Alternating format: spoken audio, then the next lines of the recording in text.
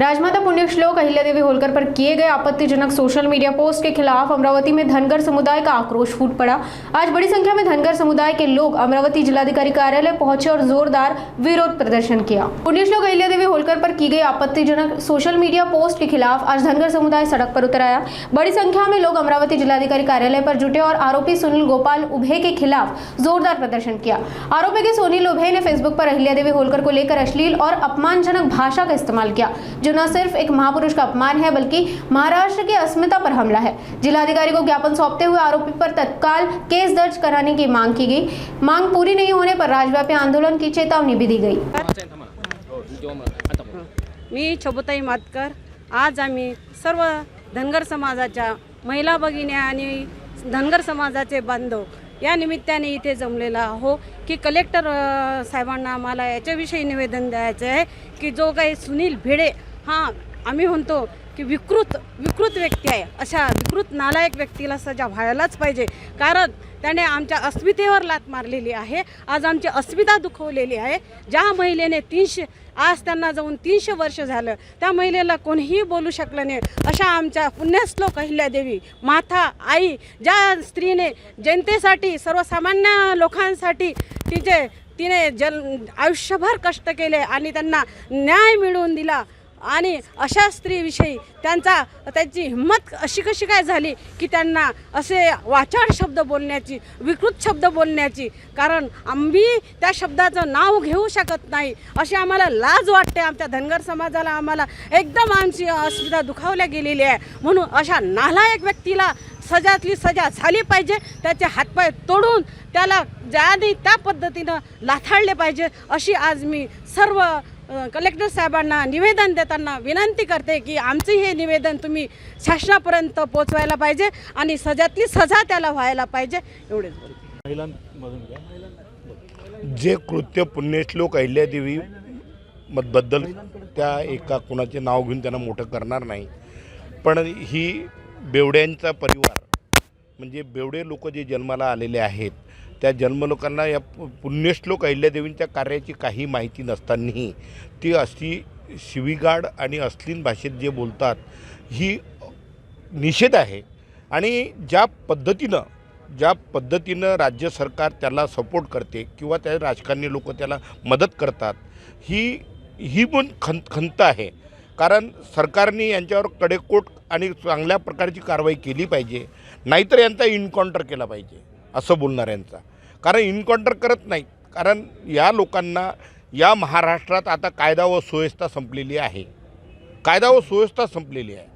कारण या लोकांमध्ये जी भावना तयार झाली राजकीय तोडोफोडो और राजकारण करो या पद्धतीनं अहिल्यादेवी का अशांना महात्मा ज्योतिबा फुले, बाबासाहेब आंबेडकर यांच्यावर सर्वांवर, महात्मा ज्योतिबा फुले या सर्वांवर या पद्धतीने हे लोक बोलतात, ही सोडलेली पिलावड आहे आणि राज्य सरकारची पिलावड आहे। माझा राज्य सरकारवर आरोप आहे आणि मी राज्य सरकारला दोषी ठरवतो, यांना तथातथ गृहमंत्री पण या दोषी आहे।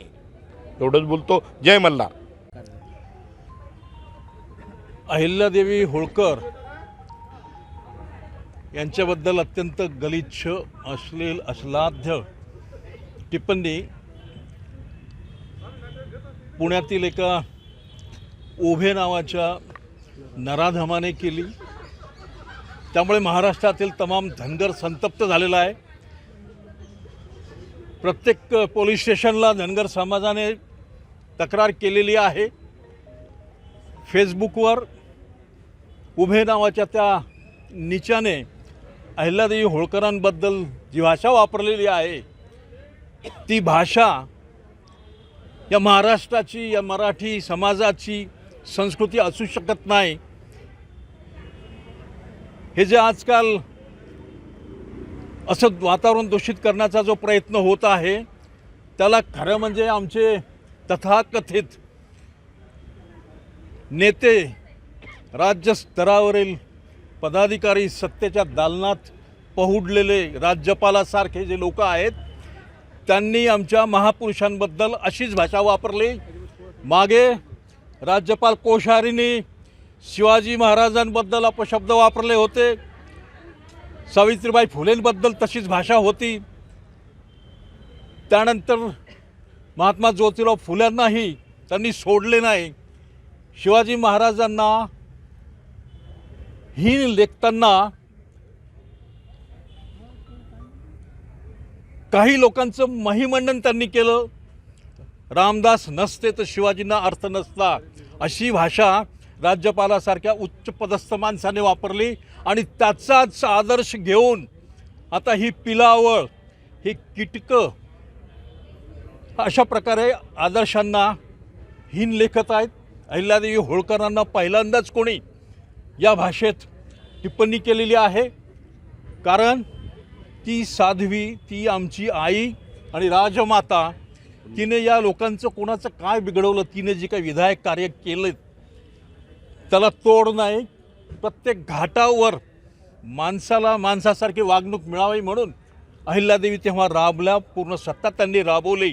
आणि असं असताना आज राज्यातील सत्ताधारी जे काही आहेत, जे होते, त्यांचा आदर्श घेऊन ही जी पिलावळ आहे ती आता पुन्हा मैदानात उतरली. आम्ही त्याचा निषेध करतो आणि त्या नराधमाविरुद्ध अमरावतीमध्ये गुन्हा दाखल करावा. कारण अमरावतीकरांच्या, अमरावती जिल्ह्याच्या लोकांच्याही भावना अत्यंत दुखावलेल्या आहेत.